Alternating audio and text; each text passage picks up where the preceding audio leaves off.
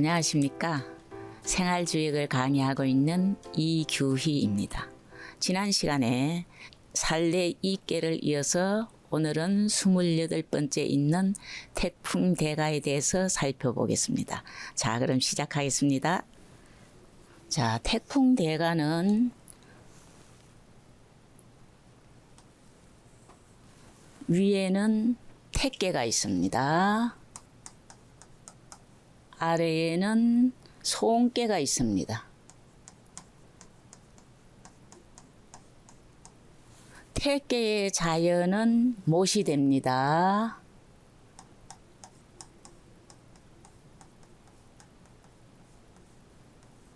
소음개의 자연은 바람도 되고 나무가 되는데 일단 바람이 먼저 쓸 수가 있습니다.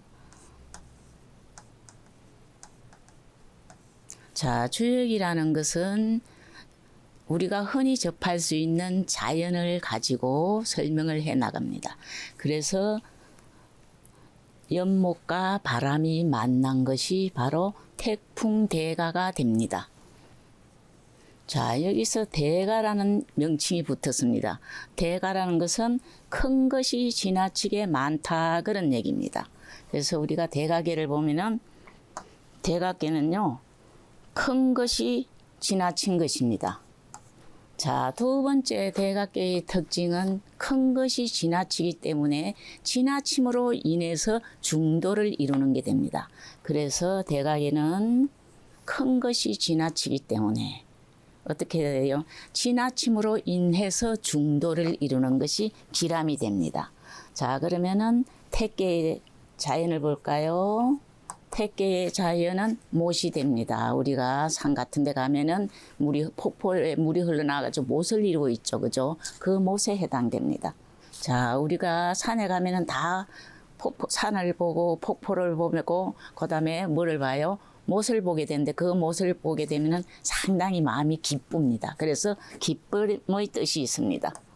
자, 못의 물은 일부만 적셔주는 게 아니라 고여 있을 때는 여러 물고기나 짐승들이 와서 먹고 흘러가면서는 또 어때요? 사람들이 지나가다 씻기도 하고 온갖 나무 같은 것을 적셔줍니다. 그래서 적셔준다 그런 뜻이 있습니다. 자, 그 다음에 택개의 자연은 기쁠 태자거든요. 우리는 음식을 먹을 때 상당히 기쁩니다. 그래서 입과 혀에 관한 것도 여기에 해당이 됩니다. 자, 입과 혀에 대한 것도 해당이 되지만 좋을 때도 있지만 나쁘게 지나치게 할 때는 구설수에 오를 수가 있습니다. 자, 밑에 있는 소음개의 특징과 덕을 한번 살펴볼까요?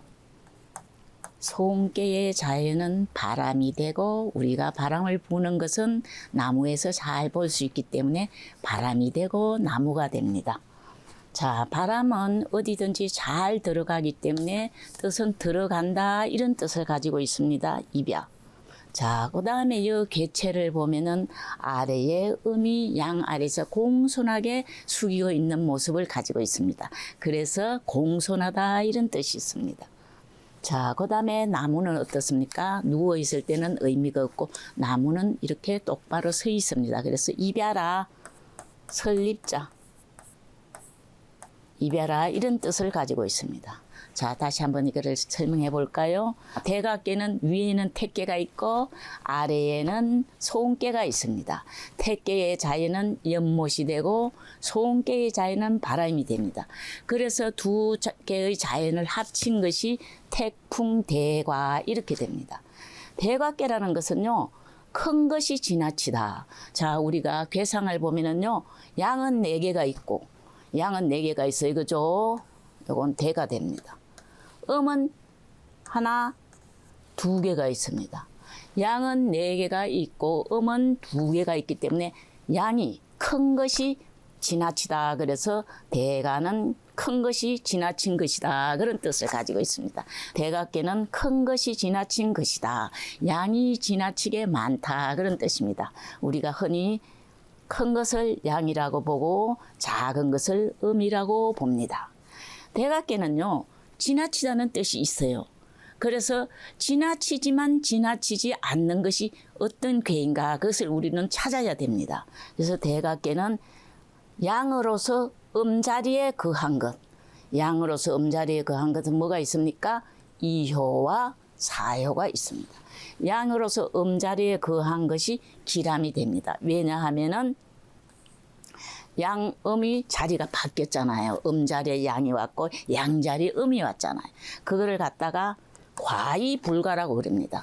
양은 양자리에 오고 음은 음자리에 와야 되는데 여기서는 대각에다 보니까 어때요? 음자리에 양이 왔고 이효는 음자리에 양이 왔고 사효는 음자리에 양이 왔고 이효는 음자리에 음이 왔습니다. 그래서 지나치지 않으면 됩니다. 그래서 이따가 효사를 볼 때 보면은 이효와 사효는 기람으로 이어집니다. 자, 그 다음에 위에 있는 택계를 보면은 택계의 자연은 연못이 됩니다. 우리가 산이라든가 여행을 갈 때 보면은 폭포가 있고 반드시 연못에 물이 고여 있습니다. 그것을 보면은 기쁘기 때문에 다 줄을 서서 우리는 그것을 구경하게 되는 거죠. 그죠? 기쁨의 뜻이 있습니다. 그 다음에 만물을 윤택하게 해줍니다. 그러나 이번 또 택계는 사람의 몸에 봤을 때는 입과 혀가 됩니다. 우리가 말을 잘하면은 뭐예요? 천냥빛을 갚을 수 있지만 말을 잘못하면 구설수에 오르게 됩니다. 그래서 구설수라는 의미를 가지고 있습니다. 자, 손깨의 자연은 바람이 됩니다. 바람. 우리가 여름에 바람 불 때 굉장히 기분이 좋잖아요. 그 다음에는 나무가 됩니다. 바람은 어디든지 잘 들어가기 때문에 입야라 들어간다 그런 뜻이 있고 또 저 괴상을 보면은요 음이 두 양 아래 공손하게 숙이고 있는 그런 뜻을 가지고 있습니다. 그래서 공손하다. 자, 나무는 누워 있는 것보다는 서 있을 때가 훨씬 나무의 역할을 잘할 수가 있어요. 그죠? 그래서 입야라. 사람으로 일러 보면은요, 나무가 입야라 이런 뜻은요, 어디에서 등용되다. 등용되어서 자기 역할을 훌륭하게 할 수 있을 때 이렇게 쓰이기도 합니다. 자, 그러면은 우리가 이 개상을 잘 의미를 가지고 하나씩 살펴볼까요? 자, 태풍대가의 괴사가 됩니다. 괴사는 대가는 동이오니, 대각계는 들보기둥이 휘어졌으니, 가는 발을 둠이 이로워 형통할 것이다. 이렇게 되어 있습니다. 자, 대각계는 대들보 기둥이 휘어짐이니, 대들보 기둥이 휘어졌다는 것은 여기 양이 많이 있다 그런 뜻이에요. 양이 많다. 대야라. 그죠? 대들보 기둥이 휘어짐이니, 가는 발을 둠이 이로워. 가는 발을. 자, 천천히 설명할 거예요. 가는 발을 둠이 이롭다는 것은 군자가 많다 그런 뜻을 가지고 있습니다. 이로워, 가는 발을 둠이 이로워 형통하는 것이다. 한번 분석해 볼까요? 자, 보면은 동이요. 대들보 기둥이 휘었다는 것은 봄과 말이 약한 것을 가지고 말했습니다. 봄과 말이라는 것은 보는 봄말, 처음과 끝이 약하다는 뜻이에요. 처음은 초효를 이루고, 초효를 음을 이루고, 말은 상효를 이룹니다. 처음과 끝이, 초와 끝이 약해가지고, 어때요? 지탱할 수 있는 힘이 없다. 그런 뜻을 가지고 있습니다. 두 번째, 가는 발을 둠이 이롭다. 이거는 뭐냐 하면은요, 이효와 오효가 중도를 얻은 것을 가지고 얘기합니다. 중도를 얻어서 이거죠. 중을 얻었으면은 서로 치우치지 않고 부족함이 없게 되는 겁니다. 그래서 가는 발을 둠이 이롭다. 세 번째는 형통한다 그런 말이 있거든요. 형통한다는 것은 어때요? 왜 어째서 이게 형통하냐? 대각계가 큰 것이 지나치는데 어째서 형통한가? 자, 어째서 형통하냐 하면은요. 자, 우리가 역을 볼 때는 양은 군자를 의미하고 있습니다. 자, 그럼 또 하나가 있죠. 그죠? 음이 있습니다. 음은 소인을 뜻하고 있습니다. 이 계상을 보면은 어떻게 되어 있습니까? 양은 가운데에 4개가 있고 음은 처음과 끝에 하나가 있습니다. 그래서 군자가 많기 때문에 군자가 성하고 소인이 세하기 때문에 일을 하면은 형통한다. 그런 의미를 가지고 있습니다. 자, 그러면은 우리가 다시 한번 볼까요? 대가는 동이오니 이유유왕하야 형하니라. 대각계는 대들보 기둥이 휘어짐이니, 대들보 기둥이 휘어졌다는 것은 상하가 약하다 그런 얘기입니다. 그죠? 휘어짐이니. 가는 발을 둠이 이롭고, 가는 발을 둠이 이롭다는 것은 뭐라고 그랬어요? 가는 발을 둠이 이롭다. 이것은 이효와 오효가 양으로서 중도를 얻었기 때문이다. 그죠? 형통하니라. 이로워 형통하다는 것은 군자가 많고 어떤 일을 하는데 어디든지 군자만 있고 소위만 있는 데는 없습니다. 그리고 또 소위만 있고 군자가 없는 곳도 없습니다. 반드시 섞여 있는데 대각계에서는 군자가 성하고 군자가 많고 소인이 적기 때문에 일을 하는 데 있어서 형통하다 그런 뜻을 가지고 있습니다. 자, 그러면 단사를 한번 볼까요? 자, 단할 대가는 대자 가야요. 동료는 봄말이 약야라 이렇게 나왔습니다. 그죠? 자, 단사는 길어가지고 두 페이지로 나누어 봤습니다. 자, 단할. 단에 말하였다. 단할, 단에 말하였다. 대각계는 큰 것이 가함이요. 큰 것이 가하며, 큰 것이 지나치게 많음이요. 동료는 본말이 약하기 때문이다. 이것도 지난번에 반복해서 한번 해볼까요? 자, 대가라는 것은 계속해서 거듭 설명이 나옵니다. 그죠? 대가는 양이 지나침을 말한다. 상을 봤을 때 음은 조금 있고 양은 많이 있음을 말한다. 그죠? 양은 군자에 비유되고 음은 소인에 비유되고 있습니다. 두 번째 대자가 아니라 똑같은 말이 계속 이어나오는 거죠. 그죠? 대는 양을 의미하고 소는 음을 의미하고 있습니다. 여기에서는 이 개뿐만 아니라 다른 효에 있어서도 다 군자는 양에 비유하고 소인은 음에 비유하고 있습니다. 자, 그 다음에 본말이 약하다. 끝없이 계속해서 반복해서 나오니까 쉽게 이해할 수가 있죠. 그죠? 본이라는 것은 뭐예요? 본이라는 것은 밑에 있는 거요. 밑에. 그 다음에 뭐예요? 말이라는 것은 제일 끝에 있는 겁니다. 본말이 약하다는 것은 초효와 상효를 가지고 설명한 것입니다. 초효와 상효는 모두 음이라는 것을 설명하고 있습니다. 자, 이어서 보겠습니다. 단할 대가는 대자 가야요. 동료는 본말이 약야라. 단에 말하였다. 그죠? 대각계는 큰 것이 가하며 양이 가하며 대들보 기둥이 휘어지는 것은 대들보 기둥이 휘어지는 것은 집에다 대들보를 딱 세워놨는데 휘어지는 것은 뭐 때문에 그렇다? 휘어지는 것은 밑둥과 끝이 약하기 때문이다. 밑둥은 초효에 해당되고 끝은 어디예요? 상효에 해당되는데 초효와 상효가 모두 음효임을 설명하고 있습니다. 자, 다음 장으로 넘어가겠습니다. 자, 단어를 이어서 계속하고 있습니다. 강과이 중하고 손이 열행이라 이유유왕하여 내형하니 대가지시 대의제라 이렇게 있습니다. 자, 이거를 해석을 한번 볼까요? 강이 과하고 강이 가하나 지나치게 많으나 강이 과하게 지나치게 음보다 많으나 가운데 자리에 있고 가운데 자리에 있다는 것은 내께에서도 가운데 있고 외께에서도 가운데 있다는 거예요. 이효가 오효가 양이면서 군자이면서 중도를 가지고 있다 그런 얘기예요. 그죠? 가운데 자리에 있고 공손하고 기뻐함으로 자, 공손하고 기뻐하다는 것은 이따가 설명을 하겠지만은 개덕을 가지고 설명한 겁니다. 공손하고 기쁨으로 행함으로 공손하고 기쁨으로 행함으로 갈 바를 둠을 이롭게 여겨야 가야지 뭔가를 해야지 이롭게 된다는 거예요. 갈 바를 둠을 이롭게 여겨야 형통하니 대가의 때가 크도다 그런 얘기입니다. 그죠? 우리 주역 64개를 보면은요 뜻이 다 크지 않은 게 거의 없습니다. 그렇지만 대각계는 군자가 많고 소인이 적기 때문에 또한 중도를 가지고 있는 효가 양이기 때문에 이 일을 하면은 형통할 수 있다 그런 의미를 가지고 있습니다. 자, 그러면 분석해서 설명해 보겠습니다.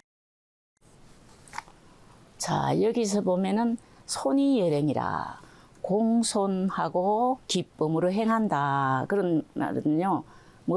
여기 1번이 있네. 1번 그죠? 강가이 중한다. 강이 지나치나 뭐하다 중도가 있다. 그것은 강이 지나치나 중도가 있다는 것은 이효, 오효를 가지고 설명한 것입니다.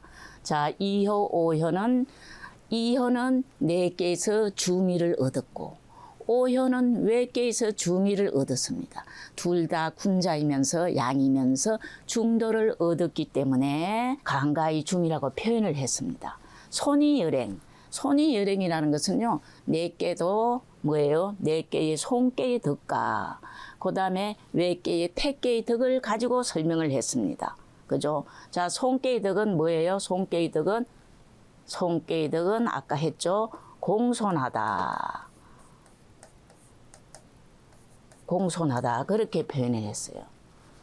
그 다음에 외께의 덕은, 태께의 덕은 뭐라고 했을까요? 태께의 덕은 못이라 그랬어요. 우리가 여행 가거나 산에 가거나 보면은 폭포가 있고 물이 있고 흘러가는 게 보이죠. 그런 걸 봤을 때 다 기뻐합니다. 그죠? 흘러가는 물을 보고 내려오는 폭포를 보고 슬퍼하는 사람은 없습니다. 누구나 다 기쁩니다. 사람만 기쁜 것이 아니고 나무도 윤택해져서 기쁘고 짐승도 기쁘고 보는 사람도 기쁘고 다 기쁘다 그래서 태께의 덕은 뭐라 그랬어요? 기쁘다, 기쁠 열.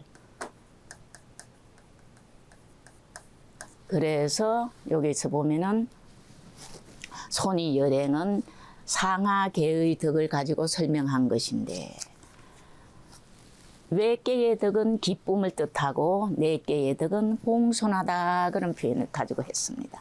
세 번째, 내형하니라. 내는 뭐예요? 비로소 형통하니라.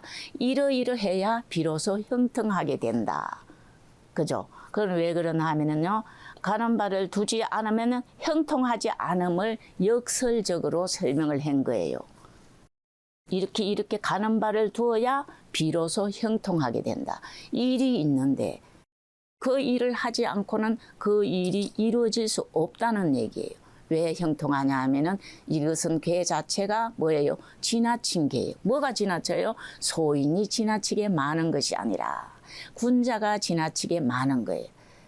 군자가 지나치게 많은데 또 두 군자가 중덕을 가지고 있기 때문에 행하지 않으면 형통할 수가 없음을 내형이라고 표현을 한 겁니다. 군자가 성하기 때문에 그렇다 그런 얘기입니다. 자, 한번 다시 한번 볼까요? 강과의 중하고 손이 여랭이라 이유유왕하여 내형하니 대가지시 대의제라. 자, 강이 가하나 중도가 있고 가운데 자리가 있고 자리는 처신하는 분수를 의미하고 있습니다. 그래서 중이 가운데 자리는 중도에 맞게 처신할 수 있는 능력이 있게 됩니다. 그래서 가운데 자리 있고 공손하고 기쁨으로 행함으로 자 상하계의 덕을 보면은 위에 께는 태께는 기쁨이 되고 아래에 거는 어떤 일을 하는데 공손하게 한다는 거예요. 그죠? 그래서 상하의 계덕을 가지고 설명하면 어떻게 돼 있어요? 공손하고 기쁨으로 행함으로 갈 바를 둠을 이롭게 여겨야 가만히 있어도 되겠지. 군자가 많으니까 저절로 되겠지. 이렇게 하면 안 되고 반드시 어떻게 해야지 가지 않으면 통하지 않는 거예요. 그래서 갈 바를 둠을 이롭게 여겨야 비로소 형통하니 대가지시 대의제라. 대가의 때는 때가 상당히 중요하다. 어떤 때예요? 군자가 많은 때예요. 군자가 많을 때는 일을 함이 이롭다 그런 얘기예요. 자, 그러면 상하를 한번 볼까요? 자, 이번에는 이제 단사가 끝나고 상이 있습니다. 상할 택멸목이 대관이 군자 이하야 독립불구하며 군세무민 하나니라. 상에 말하였다. 상도 공자님이 쓰셨다고 전해지고 있습니다. 상에 말하였다. 못의 물에 나무가 잠겨 있는 것이 대가이니. 나무가 어때요? 나무가 못의 물을 빨아당기면서 위에 있어야 되는데 도로 그림을 보니까 위에가 못이 있고 아래가 나무가 있단 말이에요. 그래서 못의 물에 나무가 잠겨 있는 것이 대가께이니 군자가 이거를 보고도 배운다는 거예요. 우리는 모든 지혜는 자연을 보고 배웠을 때 그 지혜가 진실한 지혜가 됩니다. 그죠? 군자가 이치를 본받아서 독립불구한다는 거예요. 어때요? 홀로 서 있어도 홀로 서 있는 거예요. 홀로 서 있다는 건 그냥 거래 가서 홀로 서 있는 게 아닙니다. 어때? 이 개는 군자가 등용돼서 일을 한다 그랬어요. 군자가 등용되어서 홀로 옳은 일을 하면서 서 있어도 그런 뜻을 가지고 있습니다. 홀로 서 있어도 두려워하지 않으면 왜? 의리에 맞는 일을 하니까 두렵지 않다는 거죠. 안 하면 세상을 피하여 은둔하여도 근심하지 않는다. 이걸 한번 분석해 볼까요? 자, 택멸목이라는 것은 대가의 상을 가지고 설명한 것인데 나무가 물에 잠겨 있는 것을 표현하고 있습니다. 위에는 나무가 있고 아래는 뭐가 있어요? 물이 있단 말이에요. 그래서 나무가 물에 잠긴 형상을 가지고 설명한 겁니다. 자, 두 번째 군자. 군자가 주역 64개에서 안 나오는 것이 없어요. 그렇지만 여기에서 군자는 또 약간의 의미가 다릅니다. 여기서 군자는 덕을 이루었다는 명칭을 이릅니다. 덕을 이루어 가지고 흔들림이 없는 상태를 군자라고 여기서는 표현을 했습니다. 자, 그 다음에 독립불구라고 그래서 이거죠. 독립불구는 등용되었을 때 소인은 많고 군자가 적더라도 옳은 일을 할 때는 흔들림이 없다. 그죠? 두려움이 없다. 그런 얘기예요. 자, 그 다음에 둔세무민이라는 말이 나오는데 이것도 가끔 나오는 말이죠. 그죠? 둔세무민이라는 것은 아직도 군자는 됐는데 학문은 충분히 이루었는데 등용되었을 때도 등용되지 않았을 때도 어떻게 한다? 근심이 없다. 그걸 갖다가 뭐라 그럽니까? 낙천안토한다. 그런 얘기 그죠? 자, 낙천안토라는 말을 나오는데 등용 군자가 소인은요 공부를 많이 했는데 아는 거는 많은데 등용되지 않으면 화가 납니다. 하지만은 군자는 어때요? 군자는 등용되지 않았을 때도 아무 번민하지 않는다. 왜냐하면은요 군자는 덕을 이룬 군자는 천도를 즐거워해요. 천운을 즐거워해요. 아, 때가 아니야. 내가 나갈 때가 아직 되지 않아서 천운을 즐거워하는 거예요. 그 다음 뭐예요? 안토, 자기가 살고 있는 것을 편안하게 여기는 벼슬 하면서 서울에 살지 않고 시골의 산속에 있어도 아무 근심 걱정이 없다. 이런 표현을 하고 있습니다.